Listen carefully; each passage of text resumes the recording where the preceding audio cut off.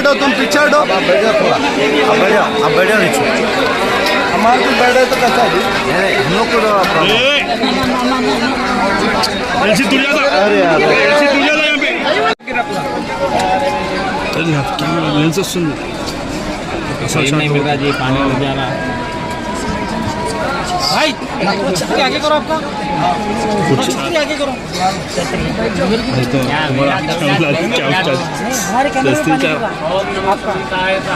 ऊपर नीचे इधर से इधर इस पे कैमरे पे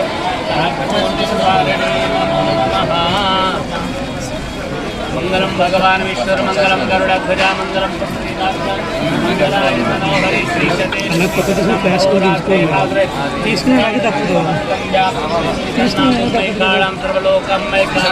ओम स्वस्ति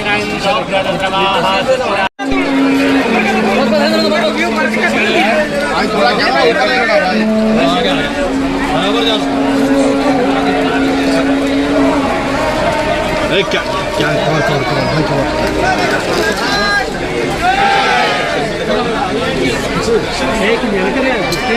కొంచెం కూర్చో, ఎక్కడ కూర్చో, కింద కూర్చోనే ఉన్నాను.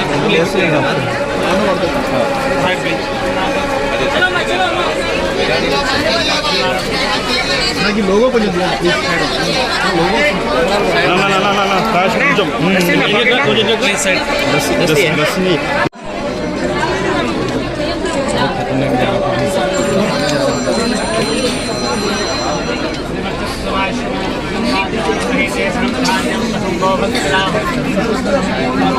गणेश कलजी का टेबल निकाल नहीं बैठ के निकालेंगे। हाँ वैसे वैसे ले लेंगे, वही पोजीशन करेक्ट है, वही पोजीशन करेक्ट है। పర్వదినం సందర్భంగా పాత బస్తీలోని భాగ్యలక్ష్మి అమ్మవారిని దర్శించుకోవడం రావడం జరిగింది. ఈ సందర్భంగా హిందూ బంధువులందరూ కూడా పాత బస్తీలోని హిందూ బంధువులకు ముఖ్యంగా దీపావళి పర్వదిన సందర్భంగా హృదయపూర్వక శుభాకాంక్షలు తెలియజేస్తూ, అమ్మవారి యొక్క శక్తి ఏంటో తెలుసు, అమ్మవారి యొక్క ఆశీర్వాదం కోసం, అమ్మవారి యొక్క కరుణ కటాక్షల కోసం ఈరోజు ఆ తల్లి దర్శనం కోసం ఈరోజు రావడం జరిగింది. ఆ తల్లి దర్శనం ఏందో అందరికీ తెలుసు, ఆ తల్లి శక్తి ఏందో అందరికీ తెలుసు. వాళ్ళ అమ్మవారి కటాక్షం వల్లనే ఈ భాగ్యనగర్ తో పాటు తెలంగాణ రాష్ట్రంలోని ప్రజలందరూ సుభిక్షంగా ఉంటున్నారు.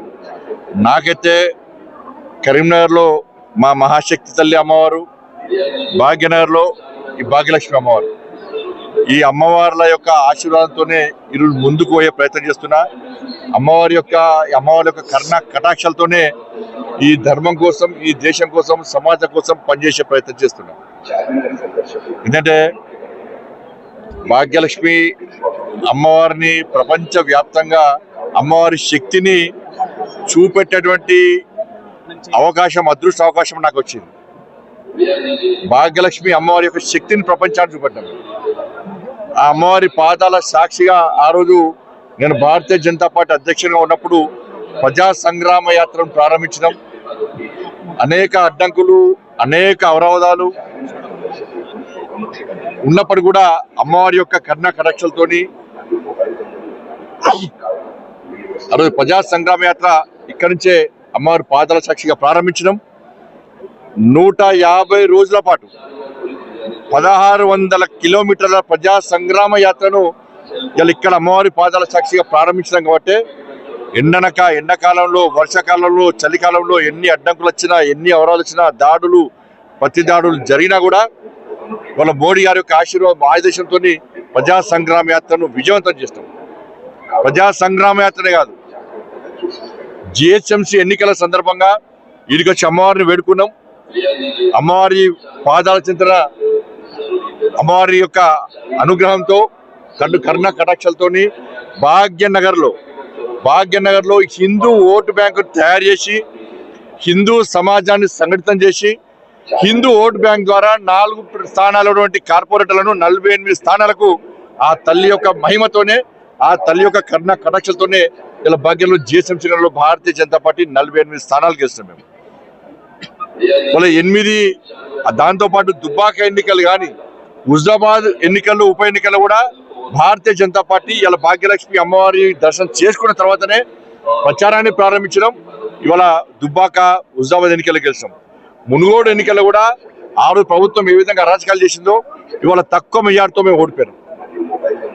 8 ఎమ్మెల్యే స్థానాలు గెలిచినాం, 8 ఎంపీ స్థానాలు గెలిచామంటే ఈ భాగ్యలక్ష్మి అమ్మవారి యొక్క కరుణా కటాక్షలతోని వారి శక్తితోనే వాళ్ళ ప్రతి భారతీయ జనతా పార్టీ కార్యకర్త ఆ తల్లి అందించిన శక్తితోనే భారత్ మాతాకి జై అంటూ, జై శ్రీరామ్ అంటూ, జై హిందుత్వ అంటూ వాళ్ళ ప్రచారాన్ని కొనసాగించడం కాబట్టి ఈ విజయ పరంపర కొనసాగుతున్నది. తప్పకుండా రాబోయే రోజుల్లో కూడా ఈ విజయ పరంపర ఇదే విధంగా కొనసాగుతుంది. అమ్మవారి ఆశీర్వాదం పక్కా మాకు ఉంటుంది. అందుకే ఇప్పుడు ఈ తెలంగాణ రాష్ట్రంలో గతంలో అన్నారు చాలా మంది, బండి సంజయ్ పాత బస్తు పోయి భాగ్యలక్ష్మి అమ్మవారు లేనే లేదాడా, కొత్తగా సృష్టించిర్రు, ఇండియా పాకిస్తాన్ కొట్టాడ పెట్టిస్తుండు బండి సంజయ్ అని చెప్పి బీఆర్ఎస్ పార్టీ వాళ్ళు అన్నారు, కాంగ్రెస్ పార్టీ వాళ్ళు అన్నారు.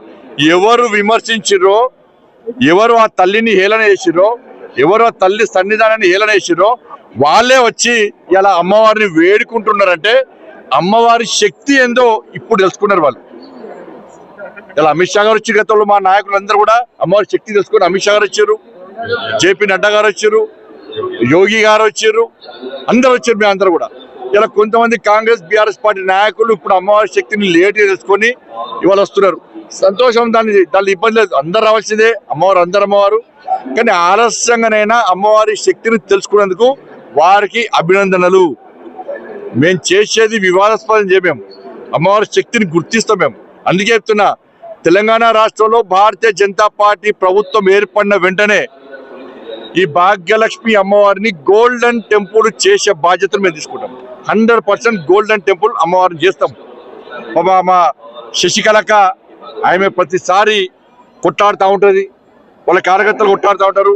మా ఉమామహేందర్ గతం నుంచి కూడా ధర్మం కోసం పనిచేసినటువంటి ఒక గొప్ప నాయకుడు ఉమామహేందర్. ఇటువంటి నాయకులకు ఇటువంటి వీళ్ళ టీం అందరు కూడా అమ్మవారి కరుణా కటాక్షాలు ఉన్నాయి. కాబట్టి రాబోయే రోజుల్లో కూడా ఈ అమ్మవారిని అందరు దర్శించుకోవాలని చెప్పి తెలంగాణ కాదు, తెలుగు రాష్ట్రాలే కాదు, చుట్టుపక్కల రాష్ట్రాల ప్రజలందరూ కూడా మీరు రండి, అమ్మవారి శక్తి ఏందో మీరు తెలుసుకోండి, అమ్మవారి కరుణా కటాక్షాలు పొందండి. వాళ్ళ లక్షలాది మంది ఆ తల్లి దర్శనం కోసం వస్తున్నారు, చాలా సంతోషం. కాబట్టి రాబోయే రోజుల్లో కూడా హిందూ ఓటు బ్యాంకు తయారు చేస్తాం, హిందూ సమాజం సంఘటితం చేస్తాం, హిందూ ఓటు బ్యాంక్ దమ్మేందో చూపెడతాం. ఈ తెలంగాణ రాష్ట్రంలో తప్పకుండా మోడీ రాజ్యం, రామరాజ్యం, భారతీయ జనతా పార్టీ రాజ్యం రావడానికి తప్పకుండా అందరూ కలిసి పనిచేస్తాం.